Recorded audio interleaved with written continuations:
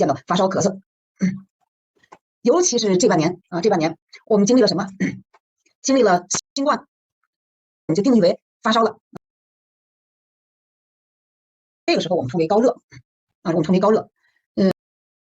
发烧咳嗽还可以损伤咽喉部黏膜，造成喉炎啊，还可以引起肺炎，引起扁桃腺炎，致引起其他的更多的病症。所以呢，就要及时的对症治疗。当然呢，我们还可以口服药物，口服中药、西药都可以来治疗这个病，还要进行病原体的识别。但不管怎么样，退烧都是最主要的目的。所以呢，我们这张方子就是适用于小儿发烧咳嗽的。大家想不想知道这张方子的组成？想知道的给我扣个3。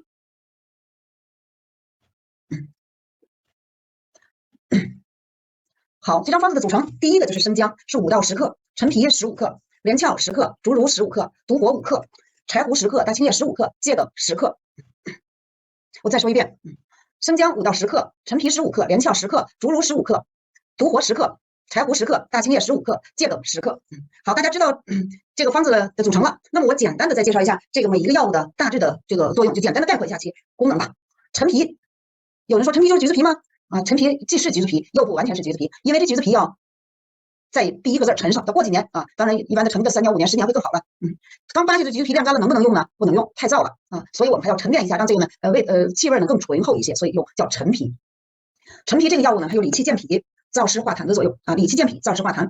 因为我们说有咳嗽有发烧，这个小孩呢有先天的往往呢这个脾胃呢又比较虚弱，和脏腑比较虚弱，容易受损，所以我们用的陈皮。那么连翘是我们这张方子的主要药物，连翘是干什么呢？也是清热解毒的，疏散外邪的，还有散结消肿的作用啊。所以呢，用它透邪外出，使外感病邪，也就是我们说小孩发烧都是外感引起的。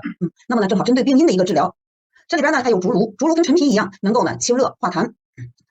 柴胡，我们知道柴胡这个药呢，大家呢在药店就能买到，甚至食品店就都有，是小柴胡冲剂，柴胡饮，那么都是以柴胡为主要的一些个方剂。柴胡干什么呢？柴胡除了能疏肝解郁之外，还有最大的作用就是解表退热，使在里的病邪透发出来而解。大青叶就是把柴胡透解出来的这热邪给解除，所以它清热解毒，凉血消斑。那么有连翘的清热解毒，有大青叶的清热解毒，再有这种透邪外出的作用，很快就能够解表。注意这里边有一个独活，有人说独活这个是祛风湿止痛的吗？独活有祛风湿止痛的作用，它也有驱散外邪、防止外邪入里的一个表现啊，它是通经络的啊，通经络的。我们知道外感的时候，大家都有一个症状是什么？后背不舒服、肩背不舒服，是吧？甚至头顶不舒服。那么独活就能解除这些个症状啊，所以这里用了个独活。我们这还用一个宣肺利咽祛痰的药物，就是桔梗啊，桔梗这个药物能够提携肺气，所以说呢，在这个方子里头起到了很大的作用。比如刚才我们说的有咽喉炎、有气管炎，正好加到这个药物里头。这个药有一点点的苦，但是我们不是口服的药啊，我们这药不是外用吗？所以有人问我苦不苦，我们不用计较苦不苦了。单独有人问我这单独咳嗽可以用吗？单独咳嗽也是完全可以用的。我们这张方子就是发热咳嗽都可以用，单独的发热可以用，单独咳嗽也可以用，发热咳嗽一起的更可以用了。这个我们不是口服，我再说一个，我一遍我没讲完，我们是外用药，都是贴剂，但都是外用的。小孩贴剂呢，你选择的时候可以少放一点，我们后面讲完了。他不是不专业啊，咱们都可以随时问。好，刚才我看这么多同学都是特别感兴趣这个方子怎么用啊？都感冒可以用，感冒可以用，你不用辩证，只要有发烧咳嗽都可以用。好，那我来说说怎么用吧。都说说怎么用吧。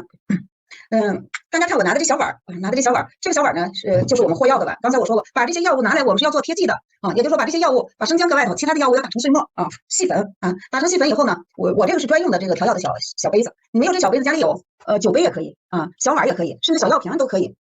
把这药粉放到这里边，我们呢取来姜汁，我这是把姜汁呢打好了，放到这小药瓶里头了，对吧？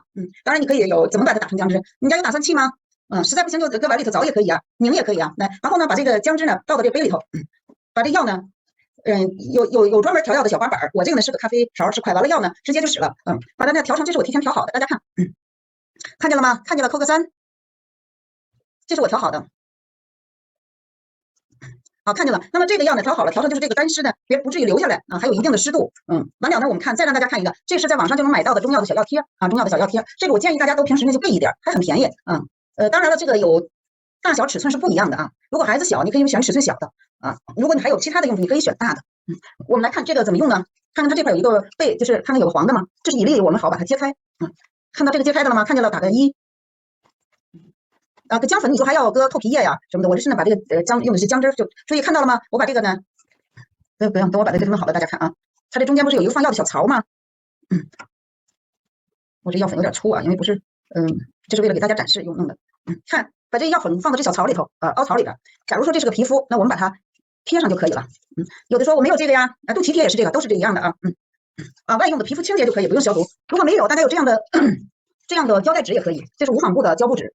也可以把它剪下来，剪下一块来，作为我们这个载体啊，作为我们这个载体，它没有那种贴剂好使啊，没有这种药贴好使。我们家里备点这个很值得的，不光这个用，其他我们后边还要多次讲到这个药贴啊。好，大家都学会制备了吗？啊，学会制备的给我打个3。还没讲完呢，别着急。好，我们制备了这个药贴之后，那么就要说到贴哪？大家都要问贴哪？第一个就是要贴到天突，看看今天我穿这衣服是可以让大家看见的这个部位的啊，胸骨上窝这个部位找到了吧？这个叫天突，对着后头就是我们说的第7颈椎，也就是我们摸着脖子底下最高的那个骨头包，那个叫第7颈椎棘突，就贴到它的下头啊，那个就是把它贴到这个下头。对，把打粉用姜汁调服。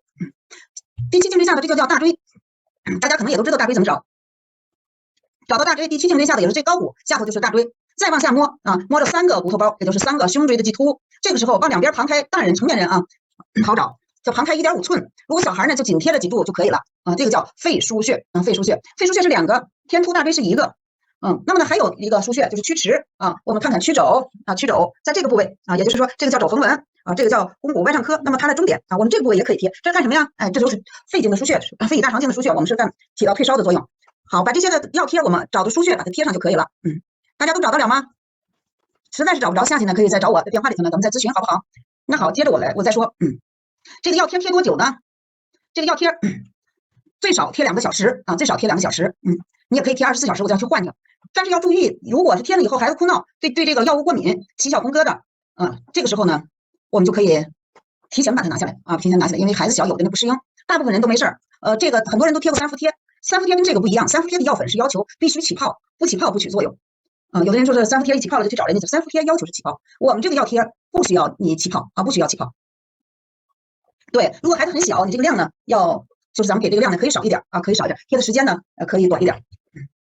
这回知道了吧？24小时换1次就可以啊。如果掉了，你可以随时补上啊，随时补上。几岁都可以贴啊，几岁都可以贴啊。大人你说能不能用？大人也是可以用啊。那我说一下这个注意事项，就是对孩子用的时候，这个姜汁不要浓度太高了，因为姜呢终归是有刺激性的，小孩有的受不了，所以说怎么办呢？你可以给他兑上一点矿泉水，然后这样的浓度就下来了。大人就没有必要，大人对这姜都能耐受。如果贴完这个贴以后，我们还是要密切观察孩子的体温，观察孩子的病情变化。因为小孩呢，往往有时候病情会出现突变，这个时候呢，我们要及时的呢去就医啊。再有就是要发烧，容易脱水，所以呢要注意及时的补液。那么我们呢，就是首先要注意给孩子喝水。当然，如果发烧，孩子喝水又不够，那我们还可能就要到医院呢输液啊，那是液体给他进行补充。要注意孩子的饮食的清淡。好，大家都熟悉这张方子了吗？好，那我们先讲到这儿。我现在呢，咱们留一点时间，大家可以提问。那么呢，也叫答疑时间。